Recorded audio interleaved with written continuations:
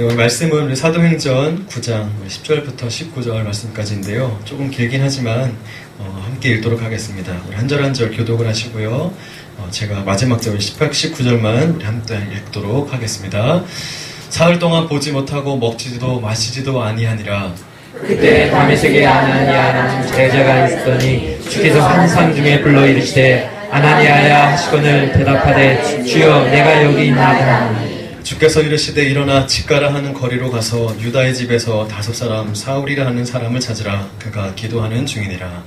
그가 아나니아라 하는 사람이 들어와서 자객이 안수하여 다시 보게 하는 것을 보았느니라 하시거늘 아나니아가 대답하되 주여 이 사람에 대하여 내가 여러 사람에게 들었사온즉 그가 예루살렘에서 주의 성도에게 적지 않은 해를 끼쳤다 하더니 여기서도 주의 이름을 부르는 모든 사람을 결박할 권한을 대제사장들에게서 받았나이다 하거늘 주께서 이르시되 가라. 이 사람은 내 이름을 이방인과 임금들과 이스라엘 자손들에게 전하기 위하여 택한 나의 그릇이라. 그가 내 이름을 위하여 얼마나 고난을 받아야 할 것을 내가 그에게 보이리라 하시니 아나니아가 떠나 그 집에서 들어가서 그에게 안수하여 이르되 형제 사울아 주 곧 내가 오는 길에서 나타나셨던 예수께서 나를 보내어 너로 다시 보게 하고 성령으로 충만하게 하신다 하니 즉시 사울의 눈에서 하늘 같은 것이 벗어져 다시 보게 된지라 일어나 세례를 받고 함께 합니다. 음식을 먹음에 강관에 지느라 사울이 다메섹에 있는 제자들과 함께 있으되 아멘. 이 시간에 말씀 시작하면서 우리 시 한 편을 함께 듣고 말씀을 좀 이어가도록 하겠습니다. 내가 그의 이름을 불러주기 전에는 그는 다만 하나의 몸짓에 지나지 않았다. 내가 그의 이름을 불러주었을 때 그는 나에게로 와서 꽃이 되었다. 내가 그의 이름을 불러준 것처럼 나의 이 빛깔과 향기에 안 맞은 누가 나의 이름을 불러다오. 그에게로 가서 나도 그의 꽃이 되고 싶다. 우리들은 모두 무엇이 되고 싶다. 너는 나에게, 나는 너에게 잊혀지지 않는 하나의 눈짓이 되고 싶다. 김춘수의 꽃. 감사합니다. 박수하겠습니다. 이 시를 때로 같이 읽을까 함께 고민하다가 아니다. 시는 아무래도 우리 로맨틱가의 우리 김정은 목사님 읽어주시면 좋겠다는 생각이 들어서 아까 점심시간 바로 부탁드렸습니다. 다 너무나도 아시는 시죠. 꼭 마지막 절이 인상적이죠. 나는 너에게, 너는 나에게, 그죠? 잊혀지지 않는 눈짓이 되고 싶다. 그 누군가의 나의 이름을 불러준다는 것, 또 내가 누군가의 이름을 불러준다는 것 굉장히 큰 의미가 있습니다.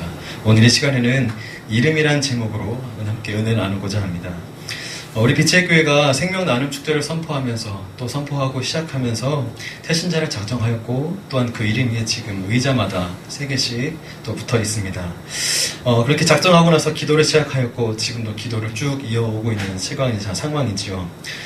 굳이 의자에다가 이름까지 붙여놓을 필요가 있었는가 생각하는 분들도 계시겠지만 중요한 일입니다. 왜냐하면 하나님도 우리를 부르실 때 누구누구야 어디 사는 너야가 아니라 우리의 이름을 불러주시기 때문에 그렇습니다.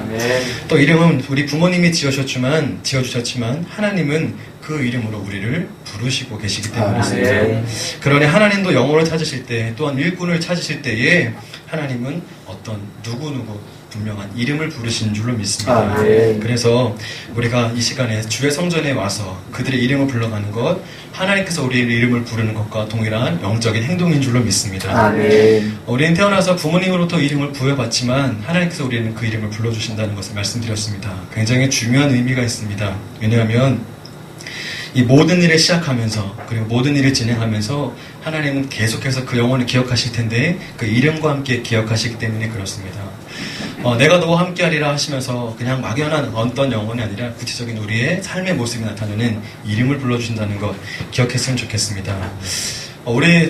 제가 함부로 말씀드리긴 어렵지만 성도님들의 명함 이름이죠. 이름을 쭉 보면 가끔 제가 이제 단체 문자를 보내는데요. 참 좋은 일이 많습니다. 이름을 굳이 말하진 않겠습니다만 어려운 뜻도 있어요. 어려운 뜻도 있고 표현도 어렵지만 이름이 이상한 분이 없어요. 이상한 분이 없습니다. 네. 네, 그건 참 감사해요. 지금 우리나라만 해도 한 해 동안 이름을 개명하는 사람, 개명 신청한 사람이 점점 늘고 있는 추세라고 합니다. 좀 한글 이름이 좋다, 또 영어식이 좋다 그래서 물론 작년 한 해만 벌써 3,000명 이상 신청을 했고 거의 이제 좀 있으면 7,000명 가까운 사람이 신청하고 있다는데 너무나도 좀 혼란스러운 상황이 있다고 합니다. 또 성씨도 바꿔간다 뭐 이런 얘기가 있는데요. 자, 부모님으로부터 받은 이름은 정말 좀 이렇게 상스럽지 않는 이상 그 말씀 이름을 끝까지 지켜주셨으면 좋겠습니다. 저는 사실 저희 큰 집과 작은 집이 있는데요. 저희가 작은 집, 그러니까 큰할아버지가 계신 집이 있죠. 저희 작은 집인데 저희 큰할아버지께서 훈장님이셨습니다. 그래서 이름을 이렇게 좀 멋있게 잘 지어주셨어요. 또 저희 학렬대가 원래는 규자 돌림의 학렬입니다. 그래서 그 할아버지께서 이름 어떻게 지었냐면 영웅호 걸로 지었어요. 그래서 큰 집에는 영규, 웅규, 호규. 남은 그래도 작은 집에 하나 줘야 된다. 그래서 제가 걸규입니다.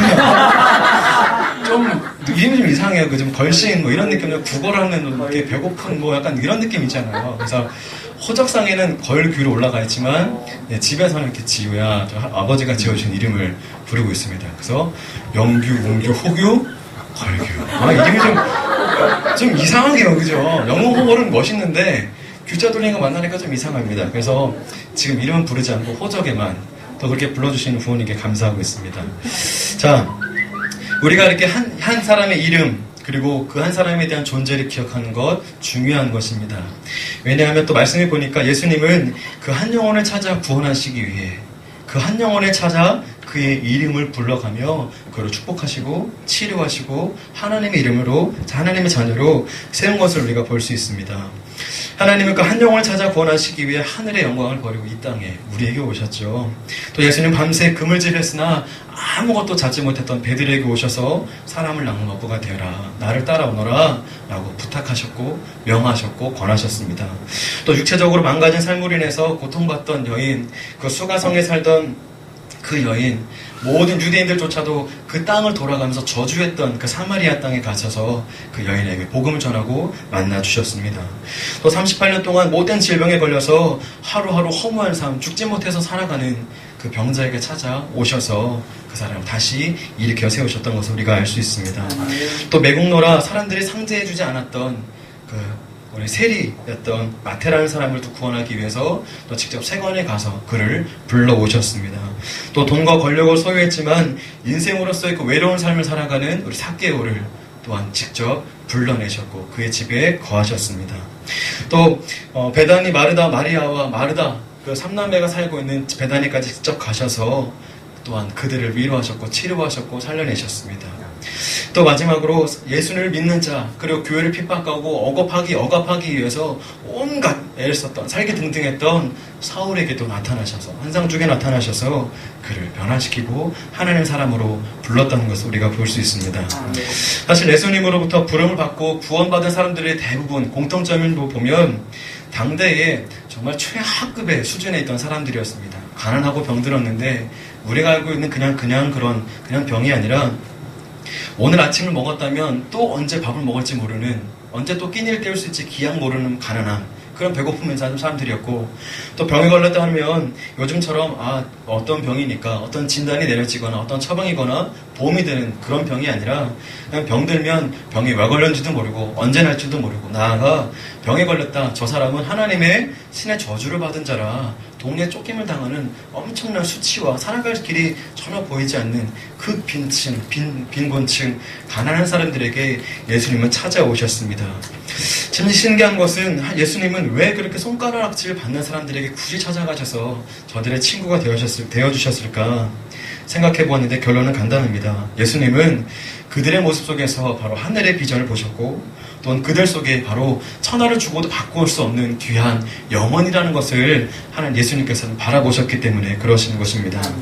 우리 주님이 오신 것도, 또 주님이 모든 고통을 받으신 것도, 또 주님이 우리를 위해 밤새 기도하시는 것도 마찬가지로 우리로 하여금 주의 백성이 되게 하시는 것도 바로 한 영혼을 위한, 나 한 영혼을 위한, 우리 모든 한 영혼을 위한 주님의 계획과 뜻임을 우리가 기억했으면 좋겠습니다. 사울이랑 우리가 오늘 본문을 보면 사울이라고 하는 청년이 등장합니다. 잘 아시죠? 사울은 사실 예수라고 하면 이를 가던 사람입니다. 어떻게든지 죽이려고 하고 말도 안 되는 거 가지고 사회적인 분란을 일으키고 뭐 기적과 환상을 일으켰다 하면서 뭐 정치적으로 어떻게 해볼 거 아니냐 온갖 계획도 이제 예수를 믿는 사람을 죽이려 했던 살기 등등했던 사울 아닙니까? 그래서 오늘 말씀처럼 오늘 말씀 이전에 보시면 갑자기 사울이 다메섹으로 올라가는 길에 예수님을 만나게 되죠. 이 작품은 어떤 작품이냐면 카라바조라고 하는 그 작품인데요. 그 화가의 작품인데요. 지금 어떤 장면이냐, 다메섹으로 올라가다가 저기 이제 다메섹으로 유대인을 체포하러 가는 그 영장을 받으러 올라가는 길에 예수님께서 광채를 보여주지 않습니까? 그 광채에 놀란 사울의 모습을 저렇게 그린 것입니다. 빛을 어떻게 표현했냐가 아니라 그 빛이 얼마나 놀라웠는지 바닥에 떨어진 사람이 바로 사울이고 또한 놀라고 있는 그 장면을 지금 표현한 것입니다. 사울은 아시는 대로 예수님을 조롱하고 비난하던 사람이고 또 교회를 폐쇄시키려고 했던 사람입니다. 또 예수님 믿는 모든 사람들을 어떻게든지 잡아 죽이려고 했던 사람이에요. 그런데 너무나도 신기하게 그 다메섹으로 올라가는 그 영장을 발부받기 위해서 올라가는 그 짧은 순간 갑자기 환상 중에 나타난 예수의 음성을 듣고 내가 핍박하는 예수라 하는 그 음성을 한 번 듣고 사울의 인생이 확 달라지게 됩니다. 그러자 오늘의 말씀 잠시 보면 우리 예수님께서 환상 중에 아나니아에게 나라고 하는 선지자에게 나타나십니다. 아나니아야 아나니아야 지금 집가라고 하는 동네로 가봐라. 거기 유다의 집에 가면 5사람 사울이라고 한 사람이 있는데 그가 지금 기도 중에 있느니라. 그를 만나라. 오늘 말씀이 말씀하십니다. 그러자 아나니아는 알고 있습니다. 주님 어떤 사람인지 아시잖아요. 예수님 성령님 지금 사울이 어떤 사람인 줄 알잖아요. 저 못 갑니다. 두렵습니다. 이런 마음이 있었을 거예요. 그러나 순종하죠. 가서 그를 위해 기도해 주어라 하시니 아나니아가 그에게로 사울에게로 걸어가는 모습을 볼 수 있습니다. 저는 좀 신기했습니다. 무엇이냐면 왜 하필 하나님께서 그 사울을 근데 뭐 15장을 심주 말씀 보겠지만 하나님께서 왜 사울을 굳이 선택하셔서 하나님의 일꾼 삼으시고 하나님 도구 삼으셨을까? 그동안 이렇게 약한 사람들, 연약한 사람들, 배우지 못했던 사람들을 선택하셔 부르셨는데 이렇게 어찌 보면 엘리트고 엄청난 스펙을 가지고 있는 성경에 이런 사람 많지 않은데 이런 사람을 들여 쓰셨을까? 가난한 자와 약한 자가 아닌 이번에 또 있는 자를 들여 쓰셨을까? 고민이 되었습니다. 우리 15절과 16절 말씀 다시 한번 읽도록 하겠습니다. 시작. 주께서 이르시되 가라 이 사람은 내 이름을 이방인과 임금들과 이스라엘 자손들에게 전하기 위하여 택한 나의 그릇이라. 그가 내 이름을 위하여 얼마나 고난을 받아야 할 것을 내가 그에게 보이리라 하시니. 아멘. 이 말씀을 조금 확대해서 본다면 하나님께서 이 사울이라는 사람을 선택한 이유가 있다는 것입니다. 첫째, 바울은 내 이름을 전할 사람이다. 내가 택한 그릇이다. 다른 이유가 없다. 내가 택했다라고 보신 거죠. 둘째, 이 사람은 이방인과 임금들과 이스라엘 자손 모두에게 나를 전할 사람이다. 바울은 임금뿐만 아니라 비천한 모든 사람에게도 나의 이름을 복음을 전할 자다. 그 사람은 내 이름을 위하여 얼마나 많은 고통을 받아야 할지 알 자이고 나아가 그 사람은 바울은 내 이름을 위하여 고난을 받을지라도 결코 후퇴할 사람이 아니다. 예수님께서 분명히 이렇게 말씀하고 계십니다. 어떤 이유에서 되는 것이 아니라 하나님 그를 선택하셨고 그를 부르셨다는 것을 우리가 기억했으면 좋겠습니다. 다시 사도 바울의 삶을 보면 예수님을 경험한 적 한 번도 없죠. 그래서 다메섹에서 예수님을 환상 중에 만나기까지 경험한 적이 없습니다. 그래서 예수를 믿었더니 기쁘다, 즐겁다, 평안하다, 축복받았다, 이러한 어떤 경험 때문에 예수님을 믿게 된 것이 아니라 어떤 놀라운 한 번의 체험으로 인해서 인생 전체가 바뀌어진 것입니다. 실제로 바울은 순교하기 전까지 우리 전도, 선교 여행을 참 많이 다녔습니다. 아시는 대로 바울이 거쳐간 지역마다 지역의 문화가 달라지고 생활 수준이 달라졌습니다. 기독교 문화가 자리 잡게 되었고 이방의 문화가 떠나가게 되는 놀라운 기적과 역사들이 많이 나타나게 되었습니다. 또 실제로 바울은 복음 전파를 위해서 3번에 걸친 전도 여행을 떠나는데 그 거리가 한 번의 여행에 걸어서 또 말을 타고 걸어 한 번에 거행한 거리가 보통 5,000km에 가까웠다고 합니다. 4,300에서 5,600 정도 되는 한 번에. 그러니까 이것을 3번에 거쳤다고 하면 거의 많게는 약 2만 km가 안 되는 거리를 걸은 거예요. 지구둘레가 거의 이제 4만 하고 4천 얼마라고 하는데 어마어마한 거리를 걸은 거죠. 그 당시에 차가 있던 것도 아니고 오로지 걸어서 또 말을 타고 나귀를 타고 복음을 위해서 그렇게 걷고 걸었다는 것은 정말 예수님을 한 번 그렇게 경험하고 나서 놀라운 경험을 하고 나서 삶을 다 바꿨다는 것, 정말 놀라운 일이 아닐 수 없습니다. 윌리엄 보든이라고 하는 사람이 있습니다. 인터넷 검색을 해도 금방 나오는 사람인데요. 이 사람은 1800년 초에 미국의 낙농업 그 회사로 어마어마한 부를 책적한 그 가문의 아들이었습니다. 그러니까 요즘 말로 말하면 금수저를 물고 태어났죠. 먹고 싶은 거 마음대로 먹을 수 있고 누리고 싶은 거 누릴 수 있고 나아가 미래도 보장된 그런 사람이었습니다. 그가 예수님을 알게 돼서 열심히 하기는 예수님을 믿게 되었고 고등학교 때 예수님을 더 뜨겁게 영접하게 되었습니다. 그래서 내가 예수님 믿는 사람으로 하나님을 따르는 사람으로 더 열심히 공부해야지 삶을 살아야지 하는 그런 착실한 삶을 살았습니다. 아버지가 보시기에 이 아들이 보더니 너무 생활을 잘 살고 있으니까 생활을 잘하니까 너무 기특하게 여겨서 고등학교 선물로 뭘 해주셨냐 세계 일주를 선물로 주셨습니다. 놀랍지 않아요? 너 뭐 잘했어. 책 한 권 주고 짜장면 먹으러 가자. 뭐 잘했어. 옷 하나 사줄 텐데 세계 일주를 고등학교 졸업 선물로 아버지가 주신 거예요. 자, 그래서 이 보드는 이제 자기 또 따르는 수행원들과 함께 세계 여행을 하게 되었습니다. 세계 곳곳 빛난 곳도 가보고 어두운 곳도 가보고 곳곳을 누비면서 한 가지 마음이 들기 시작했습니다. 세계의 밝은 곳, 화려한 곳에도 또한 어두운 곳에도 하나님을 믿는 사람이 너무나도 많구나. 하나님을 알지 못해서 이들이 결국 지옥에 가겠구나. 저들에게도 예수님의 이야기를, 하나님의 이야기를 전해야겠다 라고 마음을 먹게 되었습니다. 그래서 이 여행을 마치고 돌아와서 결단을 합니다. 하나님, 저는 앞으로 선교사가 되겠습니다. 그래서 대학을 어디로 가느냐? 예일대학교로 들어갑니다.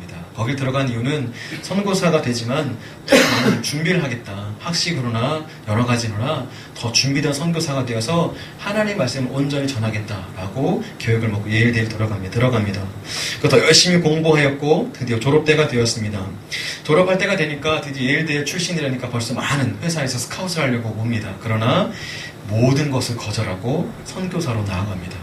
심지어 억만장자, 비교 어마어마한 재산이 상속이 예약되어 있음에도 불구하고 한 푼 받지 않고 선교사가 되어서 중국의 산슈성이라고 하는 그 중국의 또 이슬람권이 주로 발달한 그 산슈성으로 가장 힘들다고 하는 곳으로 선교를 떠나게 되었습니다. 주님, 제가 이곳에 왔습니다. 이곳에서 어떤 일을 할 수 있을까요? 기도하던 중에 이제 그 중국에서 이슬람 문화를 믿는 사람들을 보게 되었는데 이슬람 문화를 알지 못하니까 접근하기가 어려운 거예요. 언어도 전혀 다르고 이슬람의 문화가 또 중국과 교묘하게 나타나는데 그들을 이해하지 못합니다. 그래서 주님, 더 배우고 싶습니다 해서 이슬람 문화를 배우기 위해 우리 이집트 카이로로 또 거기서 가서 문화와 언어를 또 배우게 됩니다. 그런데 안타깝게도 25살 그 나이에 우리 척수, 뇌수막염에 걸려서 하루하루 고통스럽게 하루하루 연명하다 결국 다시 어떤 복음의 꽃을 피워보지 못한 채 카이로에서 죽음을 맞이하게 됩니다. 25살의 안타까움을 죽음을 맞이하게 되는데요. 제가 말씀드리고 싶은 것이 있습니다. 주님, 저는 앞으로 선교사가 되어서 복음을 전하겠습니다 라고 결단한 순간 이 사람은 3가지의 결단을 하며 또한 성경 뒷면에 이렇게 적어놨다고 합니다. No reserve라고 적어놨습니다. 주님, 제가 선교사가 되겠습니다 라고 처음 결단하며 이렇게 적었다고 합니다. 아무것도 남김없이 내 것을 챙기지 아니하고 내 모든 삶을 다 주님께 드리겠습니다. 그리고 카이로에 와서 언어를 배우고 이슬람을 배우면서 이슬람권의 언어를 배우면서 고통 중에 있을 때 다시 한번 고백합니다. No regret, 후회 없이. 내가 먼 곳에 와서 병에 걸려있지만 내가 그것을 후회하지 않습니다. 내가 주님의 복음을 위해서 온 것을 후회하지 않습니다. 그리고 마지막 죽음의 문턱 앞에서 주님, 저는 이제 이 일을 거부하지 않습니다. 내 목숨조차 주님께 다 드리길 원합니다. 남김없이, 후회 없이, 후퇴 없이. 이건 자신의 삶을 채찍하고자 하는 것이 아니라 물론 그것도 될 수 있지만 하나님 앞에 이렇게 살아가겠노라 순수한 삶을 고백했다는 것을 우리가 알 수 있습니다. 사도 바울도 이와 같았죠. 아시는 대로 결국엔 죽기까지 예수님을 온전히 따랐고 또 하나 복음을 위해서 자신의 온 시간과 모든 것을 투자했다는 것을 볼 수 있습니다. 많은 사람들은 말합니다. 저 사람 결혼도 안 했잖아. 책임질 가족도 없었잖아. 돌볼 아내가 있었어? 없잖아. 집도 없었잖아. 근데 선교 마음대로 할 수 있지 라고 얘기할 수 있습니다. 그러니 그게 가능해. 당연한 얘기죠. 가족이 없으니 자유로울 수 있죠. 또 매이지 않으니 그럴 수 있죠. 그러나 선교를 떠나고 떠나온 지역마다 많은 교회, 소공동체를 세웠습니다. 우리가 가진 서신서를 보면 그 공동체가 무너지고 헤어지고 가슴 아파할 때 또 가까이 있지 못하기 때문에 편지로 그들 위로하고 권면하는 모습이 얼마나 컸는지 모릅니다. 가족이 없어서 그랬다고요? 아닙니다. 가족과 같이 여기는, 피와 같이 여기는 성도들, 교인들이 있었어요. 얼마나 그들이 아파하고 힘들어하는지 편지로 위문하고 권면했던 것을 우리가 바라볼 수 있습니다. 우리가 사도 바울처럼 움직이지 못한다 할지라도, 결단하지 못한다 할지라도 그의 마음만큼은 우리가 배웠으면 좋겠습니다. 아멘. 선교와 전도는 오로지 희생과 각오를, 그것을 분명히 다질 때에 가능한 줄로 믿습니다. 아멘. 우리 하나님의 자녀는 그 하나님의 말씀을 들으면서 그런 말씀이 들려올 때에 또 순종하는 마음, 즉 이 말씀 나의 삶에 적용하고자 하는 노력이 있어야 될 줄을 믿습니다. 아멘. 저도 이 말씀을 준비하면서 그 지난주의 삶을 좀 찔리는 부분이 있었습니다. 잠시 나누려고 하는데요. 우리 교회가 이제 화요일과 목요일 전도를, 카페 전도를 시작하게 되었고, 이제 많은 분들이 오셔서 또 먼저 성도들이 즐거워하시니까 재밌더라고요. 감사한 일이었습니다. 그런데 이제 어떤 일이 있냐면, 아시죠? 이제 좀 얼굴이 좀 익었다고 해서 중1 여자애 둘이 옵니다. 네, 아시죠? 우리 화진이하고 지홍이라고 하는 사춘기 충만한 애들이 오는데요. 이제 학교 끝나면 항상 들려요. 또 우리 화진이라는 애는 조금 얘가 너무 적극적이어서 저를 보면 안으려고 해요. 안아줘요, 안아줘요. 제가 목 잡고 꺼져 막 그러는데 애가 너무 막 이렇게 반긴 애가 있습니다. 그런데 지난주 화요일 날 이렇게 전도할 때 늦지막하게 하고 와서 지내고 수요일 날이 되었습니다. 수요일은 전도를 안 하니까요. 근데 이 친구들이 3층에 올라오고 있는 거예요. 그래서 또 저는 이제 우리 교회들은 좀 올 줄 알고 누구야? 했더니 애들 둘이 딱 들어온 거예요.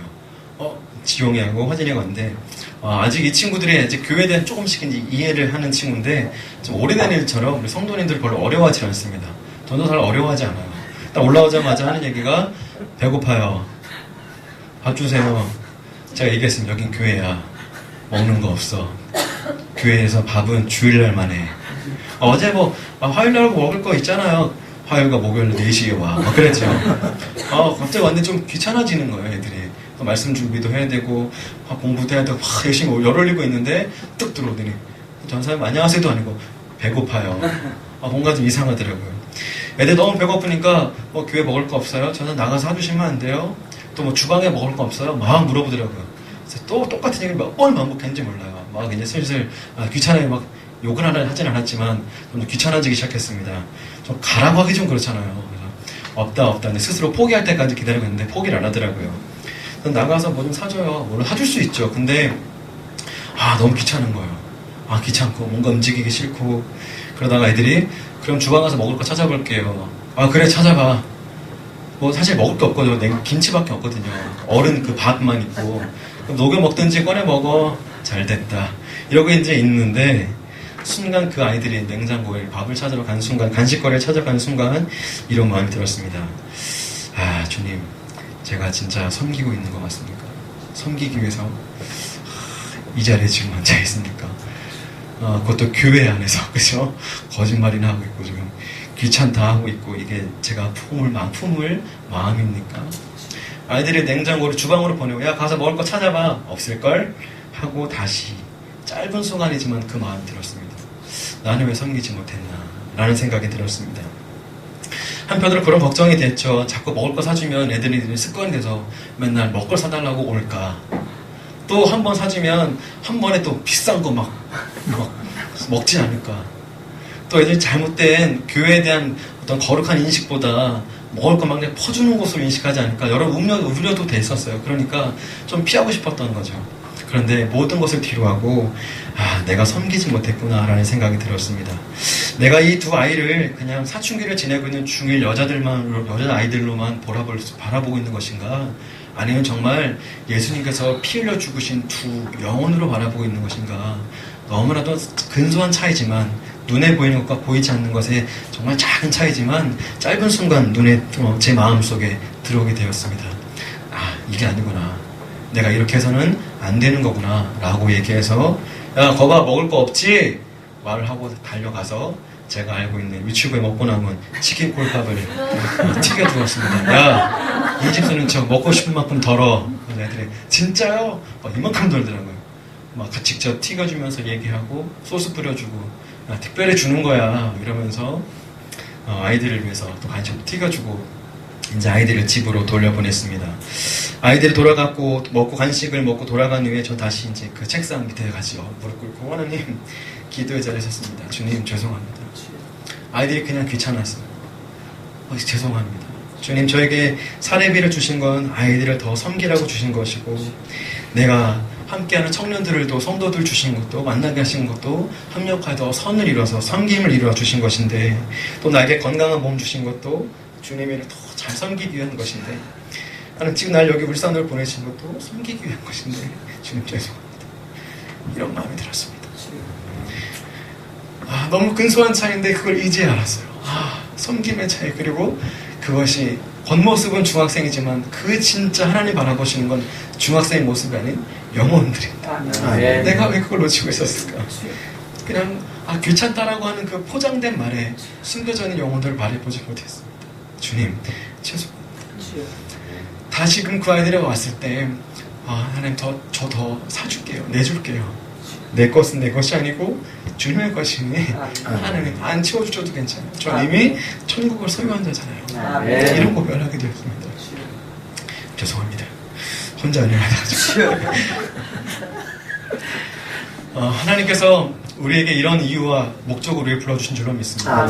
예수님께서 우리를 섬기셨으니 우리는 그 섬김을 온전히 베풀었으면 좋겠습니다.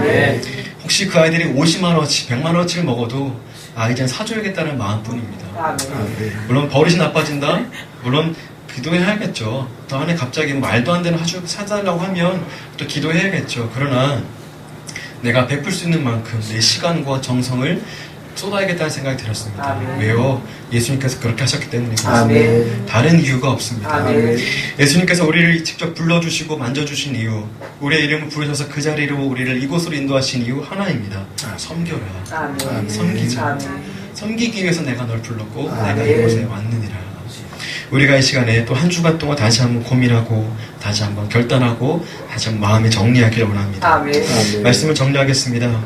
하나님이 바울을 선택하여 부르신 이유는 하나입니다. 바로 그 예수의 이름에 맞는 그 예수의 명예와 예수님을 위해서 온전히 살아갈 준비되어 있는 그 사람이 바로 사도 바울이었기 때문에 그렇습니다.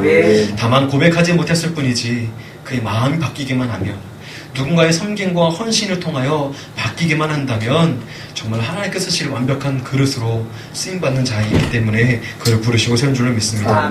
우리도 이와 같은 모습인 줄로 믿습니다. 우리가 마음에 품은 태신자 한 사람을 위해서 다 내어주실 수 있었으면 좋겠습니다. 어려워요. 환경과 또 어떤 걸 내어주기 위해서 이해관계가 많습니다. 또한 내 보호자 되는 남편과 아내와 자녀들의 동의를 구해야 될 때도 있습니다. 그러나 더 중요한 건 복음이라면 예수님 원하시는 것이라면 우리가 그렇게 할 수 있는 용기와 또 힘을 내기를 원합니다. 그래서 지금 당장은 손해보지만 우리가 영광의 길, 또한 좁은 길, 좁은 문으로 걸어가는, 온전히 걸어가는 성도의 모습으로 살아갔으면 좋겠습니다. 이제 한 주를 시작합니다. 오늘 1부 예비와 1부와 2부 예배, 그리고 오후 예배까지 또 이어지는 성장반과 제자교육 안에서 흘러넘치는 내 말씀, 우리 안에 생명수 삼아서 한 주간을 넉넉하게 그리고 흡족하게 나아가 또 메마른 곳에 기쁘게 흘러보낼 수 있는 우리 믿음의 삶을 살아가시기를 주님의 이름으로 부탁드립니다.